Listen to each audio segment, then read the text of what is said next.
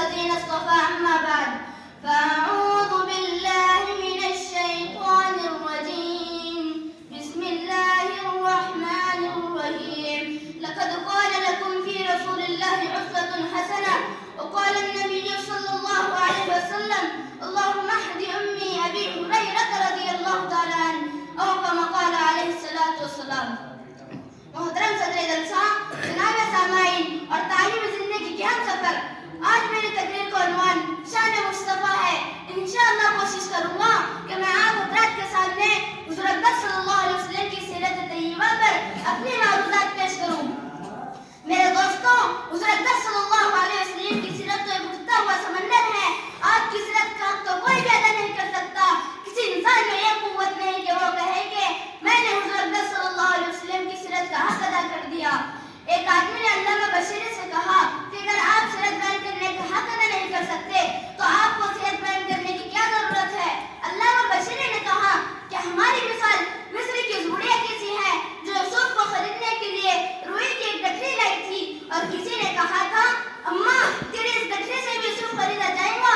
تو کہنے لگی بات یوسف کو خریدنے کی نہیں ہے، اصل میں بات یہ ہے کہ کل قیامت کے دن خدا تعالیٰ پوچھے گا کہ یوسف کا خریدار کون کون تھا تو میرا بھی نام آ جائے گا. قرآن کہتا ہے وَرَفَعْنَا لَكَ ذِكْرَكَ، ہم نے تیرے ذکر اور تیری شان کو اونچا کر دیا.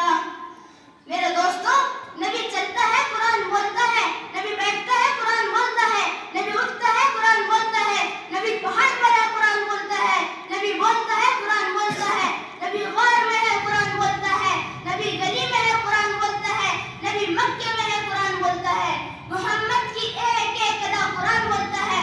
نبی مسکراتا ہے قرآن بولتا ہے، نبی روتا ہے قرآن بولتا ہے، نبی صحابہ کو اپنے سینے سے لگاتا ہے قرآن بولتا ہے، نبی مسجد میں ہے قرآن بولتا ہے. اے پیغمبر، میں نے تیری ایک ایک ادا قرآن میں اتار دیا اس لیے کہ تو اتنا بلند ہے کہ تیری وجہ سے مکے کی گلی کو بلند کیا، تیری وجہ سے مدینہ شہر کو بلند کیا. میں نے تیری وجہ سے صحابہ کو اتنا بلند کر دیا کہ قیامت تک کوئی جوان، کوئی ولی، کوئی کتب، کوئی ابدال آپ کے قدموں کا مقابلہ نہیں کر سکتا، کوئی اس کے گرد کو بھی نہیں پہنچ سکتا. اس لیے کہ جو تیرا صحابی بنا وہ بھی کائنات میں بلند ہوں گا. ہمارا نبی نبیوں کا نبی اللہ تعالیٰ